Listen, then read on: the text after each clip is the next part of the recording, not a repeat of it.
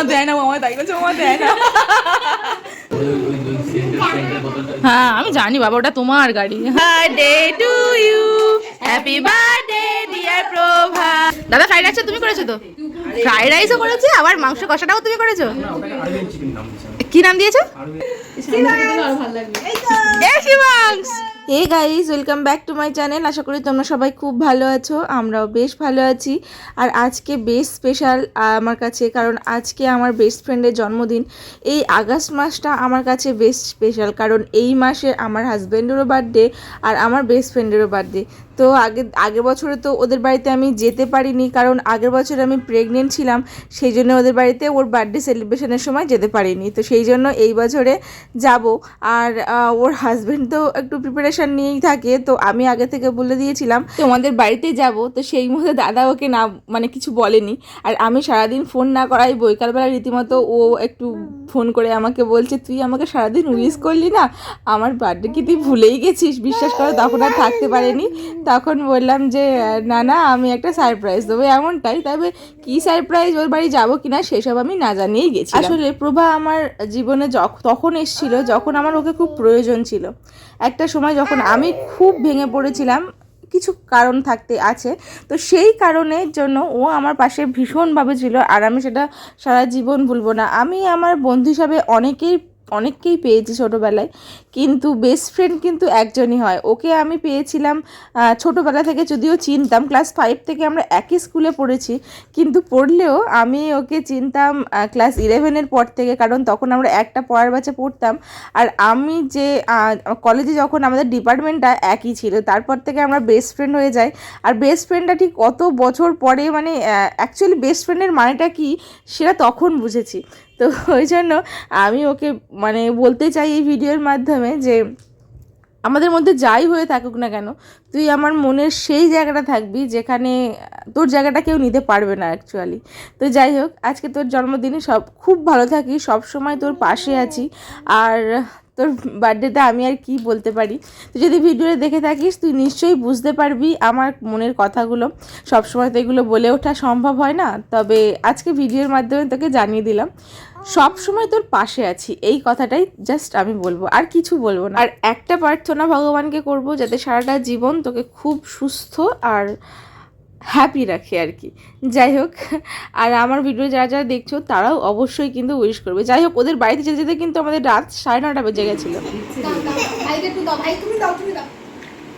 শোনো ভাইয়ের আজকে তুমি বসে খেলো, তুমি বসে খেলো, তুমি বসে খেলো। আবার বলে কি হঠাৎ ভুল করে চলে এসেছে? হ্যাঁ হ্যাঁ, বাবার মতন অনেকটা লাগে তো, এই জন্যই চলে গেছে। দাও ভাইকে দাও। তুমি আসো, তুমি একটা হাম্পি দিলে শোনা ভাইকে, একটা হাম্পি দিয়ে আসো। ওর মুখটা না এখন বসে আছে। ও মা দেয় না, আমার তাই বলছে আমার দেয় না।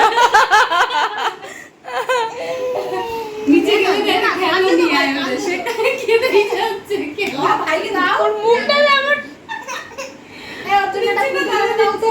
দাদা দিচ্ছে না, দাও ভাইকে দাও। আচ্ছা ও ছোট, কি করে বুঝবে বলতো? অন্য কিছু হ্যাঁ আমি জানি বাবা, ওটা তোমার গাড়ি। বলছি এটা আমার গাড়ি।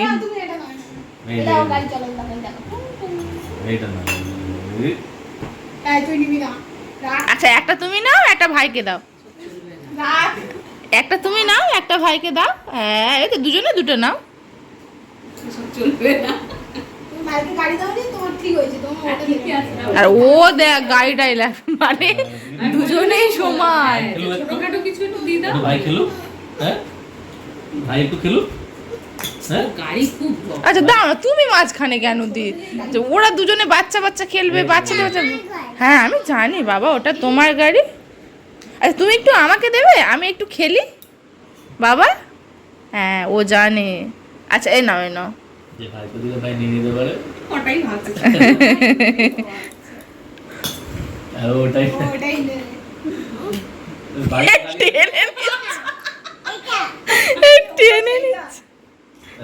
বাড়িতে গাড়ি আছে কিন্তু অত খেলবে না গাড়িতে। এটা বাচ্চাদের নিয়ম। একটা যে হ্যাঁ হ্যাঁ ওটা তোমার গাড়ি ও কত ভাইকে একটু দেখতে দাও হ্যাঁ দাও ও বাবা বাবা একটা হাম্পি দিয়ে দাও একটা হাম্পি দিয়ে দাও ভাইকে হ্যাঁ দাও আমার সব দুই পাটিতে দেখো পালে দেবে দেখো ভাই আসতে পেয়েছে কি গো ও হাম্পিতে শেখে নিয়ে ওটা সেন্ট গায়ে মারো গন্ধ গন্ধ ওটা ফুসফুস ওটা ফুসফুস বাবা এর বাবা ওরকম অফিসে আসে ফুসফুস করে ও স্যার দেখবে ওটা কি হ্যাঁ এই যে রেডি হয়ে গেছে জন্মদিনটা কার বউয়ের জন্মদিন কিন্তু দাদা রেডি হয়ে গেছে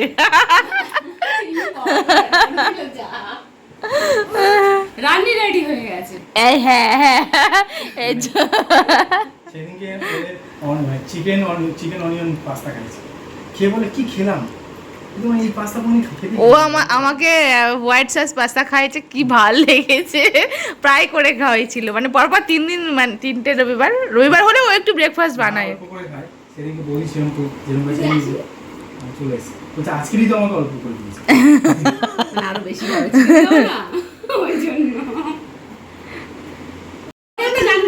গান দিয়ে দাও কি অবস্থা ওর এর থেকে কত ছোট ওই রে ও পালিয়ে কি ও তোমার ছেলে এই ওকে তুই এমন তাড়া করলে রে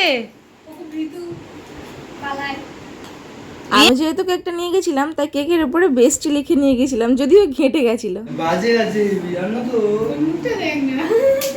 আরে তোর বলেনি তোকে বলছে না ভালো সবার তুমি তাড়াতাড়ি খাও ওই খাওয়া মানে happy birthday to you happy birthday to you happy birthday dear Prabha happy birthday to you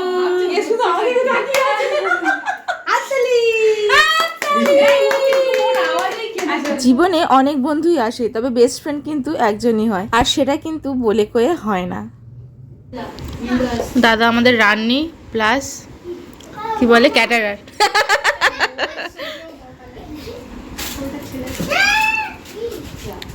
দাদাই রান্না করেছে ফ্রাইড রাইস আর দাদা ফ্রাইড রাইসটা তুমি করেছো তো ফ্রাইড রাইসও করেছে আবার মাংস কষাটাও তুমি করেছো না ওটাকে আরবিয়ান চিকেন নাম দিয়েছে কি নাম দিয়েছো আরবিয়ান আরবিয়ান চিকেন আর হচ্ছে এই স্যালাডটাকে কেটেছে এটাও তুমি না এটা দিতে ও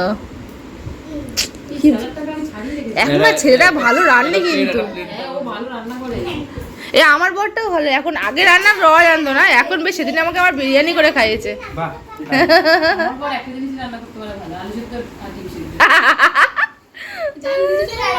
নিচে কি আছে ও ওকে দিতে গেল দিতে গিয়েই মানে আটকে